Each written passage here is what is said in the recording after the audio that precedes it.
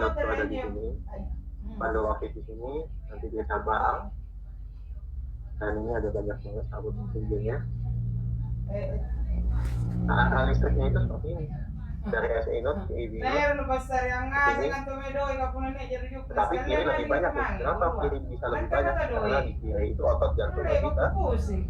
Kenapa bisa lebih tebal? Karena dia melawan resistensi sistemik yang lebih gede, jadi dia perlu otot yang lebih banyak. Nah ini total listriknya itu kita setuju nggak? Kita 60 dan arah, dan itu sesuai dengan arah dari itu. That's why kenapa pada EKG itu sering banget kita ngelihat lead 2. Yang lead 2 panjang nih, yang tadi saya bilang kenapa lead 2 panjang. Karena itu yang searah dengan aksis normal jantung. Nah, untuk aksis ini aku pengen teman-teman ngomong dari jempol. Ada jempol ya. Untuk aksis itu kita menentukannya itu ngelihat dari lead 1 dan lead APF. Oke. Nah, APF, sorry bukan APF, terus jadi APF, APF ya. Ini ya, flamingo. Apa tugas kita di lead 1 dan lead APF? Kita lihat kompleks ILS. Kita lihat kompleks ILS. Kalau kompleks IRS-nya balik ke atas, itu artinya jempolnya ke atas. Tapi kalau kompleks IRS-nya ke bawah, itu artinya jempolnya ke bawah. Kalau misalkan kayak gini dong, ke atas atau ke bawah? Kalau yang kayak gini, tetap ke atas. Karena yang ke atas lebih banyak daripada yang ke bawah. Paham ya? Kalau kayak gini, gimana dong? Yang bali ini besar. Oleh kelas kau menurun pun nih ya, mai mau koordinasi angkutan.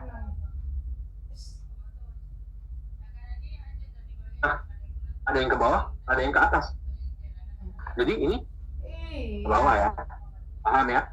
Jadi kita ngeliat tuh lebih banyak ke atas atau lebih banyak ke bawah.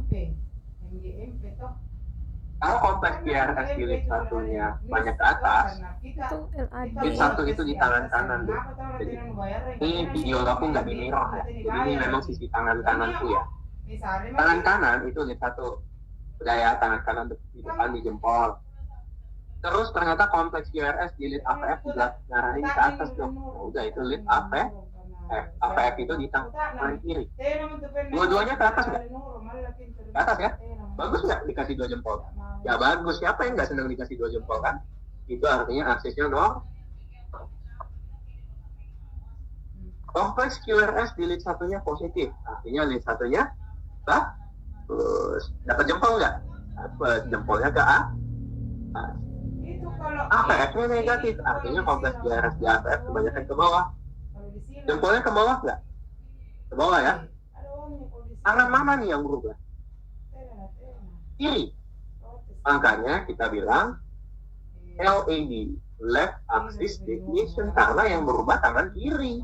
Punya siapa ya? Dia lebih banyak ke bawah. Kalau lead 1-nya negatif, PRS-nya negatif, kebanyakan ke bawah. Tangan kanannya ke bawah kan? Tapi angkanya positif dong. Ya udah, tangan kiri ke atas. Yang berubah tangan mana? Tangan kanan dong. Makanya itu namanya right axis deviation. Dua-duanya sama-sama ke bawah. Ya udah, itu extreme axis deh. Jahat banget tuh sampai dapat 2 jempol ke bawah. Paham nggak penjelasan aksis dengan jempol itu? Kalau paham boleh kasih reaksi jempol ke atas. Paham ya? Jadi lead 1 itu punya tangan kanan, lead APF itu punya tangan kiri. Tinggal dilihat tuh yang mana yang negatif atau tangan mana yang jempolnya ke bawah. Kalau dia jempol kanan yang ke bawah, lead 1 negatif, artinya right axis deviation. Kalau jempol kirinya yang ke bawah, lead APF-nya yang negatif, ya udah left axis deviation. Ya, left axis deviation. Dua-duanya ke bawah, ya udah ekstrim banget tuh, jelek. Oke? Nah, baru kita kenalan sama gelombang P. Gelombang P itu paling bagus dilihat lead 1 sama lead 2, biasanya lebih pasti di lead 1. Nah, dari gelombang P itu kita ngelihat durasi sama amplitudo. Jadi P itu amplitudonya amplitudo itu ngomongin tingginya ya. Tingginya itu batasnya itu 2,5 kotak kecil, sedangkan untuk durasinya itu sekitar 3. Nah, yang penting diingat adalah kalau pada lead 2 sebenarnya ada atrium kanan dan atrium kiri yang saling repolarisasi di situ nanti. Hanya saja bisa kita lihat nih, gambaran ini yang kalian lihat di gelombang pada lead 2 umumnya itu tuh adalah campuran dari kanan sama kiri. Campuran dari repolarisasi right atrium dan left atrium. Nah, tapi kalau mereka nyatu dua-duanya jadinya so sangat intuitif sekali. Kalau dia tinggi ke atas doang, amplitudonya ya yang meningkat, itu most probably akan ada masalah pada right atrium. Jadi ada pembesaran right atrium. Karena apa? Karena right atrium sebelum left atrium. Jadi kalau kalian udah lihat ya gambaran SA node itu ada letaknya di right atrium. Ya logikanya gitu kan ya. Kalau kita berpikir secara logika, sinus node-nya ada di RA, ya otomatis RA duluan yang dapat listrik. Sedangkan kalau left atrium yang mengalami pembesaran, ya artinya left atrium itu the letter-nya. Makanya dia akan menambah durasinya gelombang P-nya nambah gede. Dan kalau kalian beruntung, karena dia tidak terjadi fusion yang smooth, maka di sini nanti akan kebentuk kayak huruf M. Oke, jadi kalau gelombang P itu kan ya bagus aja bulat kayak gini. Tapi kalau kalian lihat gelombang P kayak kok ada 20 punta, kok kayak huruf M, itu namanya penitral ya, left atrial line. Bisa juga kita lihat dari lead T1. Pada lead T1 dia seimbang nih, right atriumnya ke atas, left atriumnya ke kiri. Kalau kebanyakan right atrium enlargement, ya dia bakal banyak nodul ke atas. Karena apa?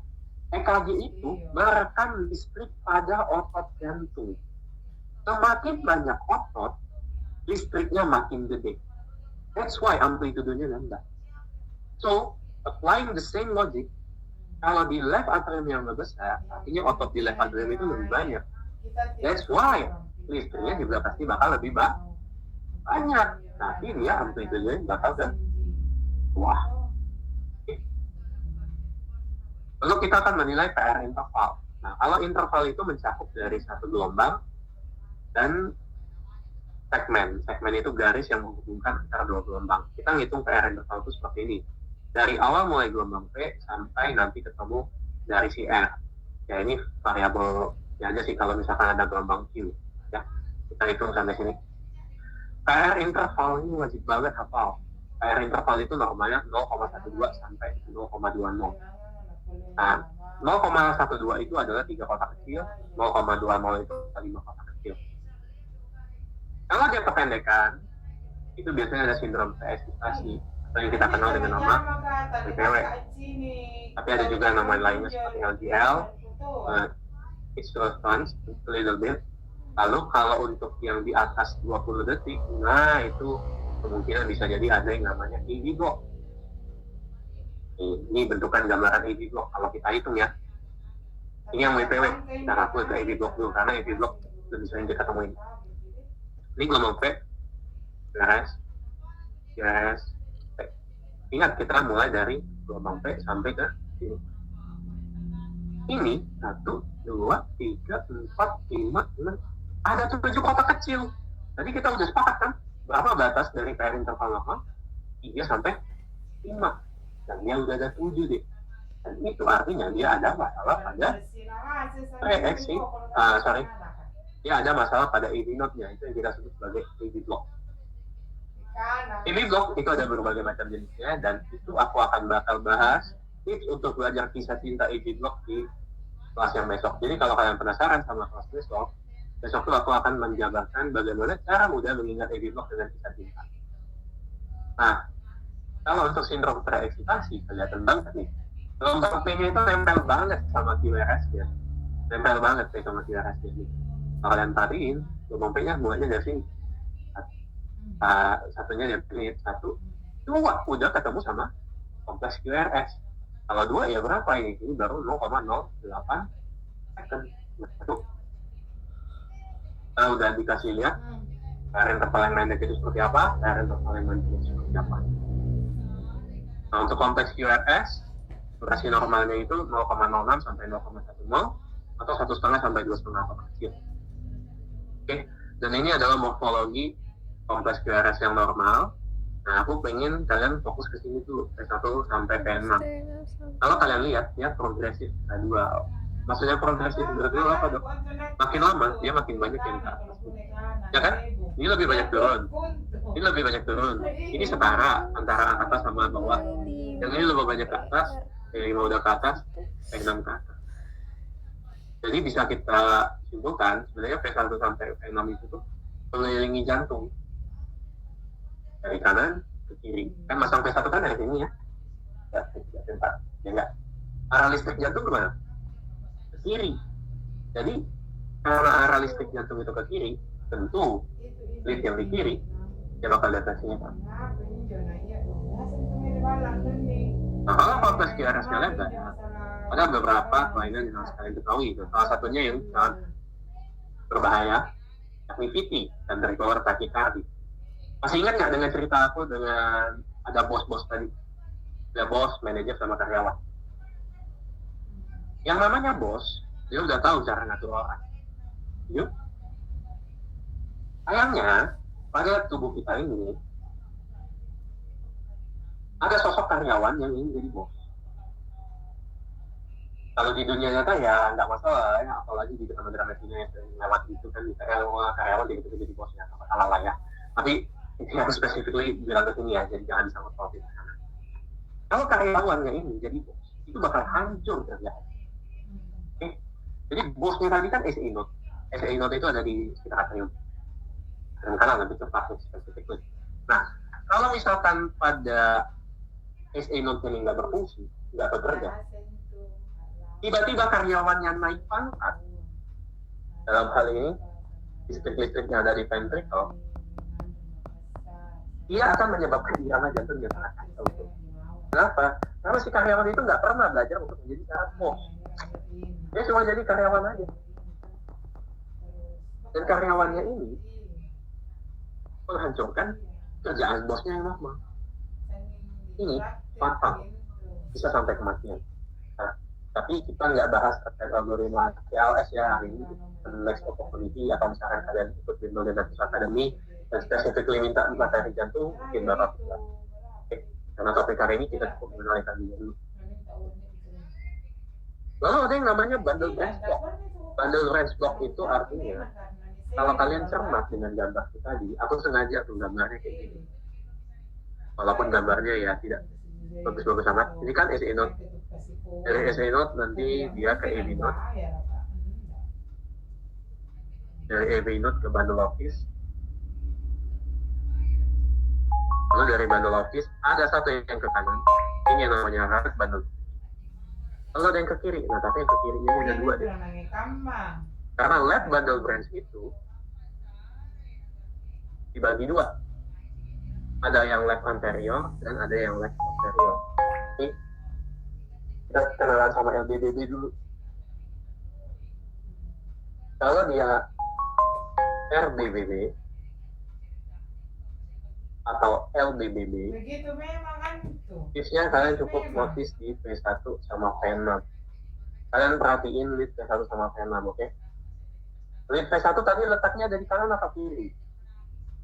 Di kanan ya, sudah ada kan di preface-nya di kanan. Jadi, kalau kalian menemukan kuping kelinci, telinga kelinci yang ke atas, di P1 itu right bundle. Apaan dok kuping kelinci? Saya gambarin. Jadi maksudnya gini, P-nya harusnya ada di pas itu, saya salah. Ini.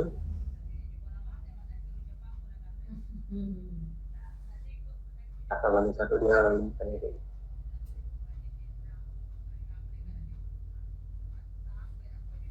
Nah, ini. Terus pada P6-nya kayak gini. Datang ya, ada kuping kelinci di sini. Kalau kalian nggak bisa memperhatikan kuping kelincinya, biar aku gambarin lagi pakai warna merah ya. Dan bayangin ini ya datangnya.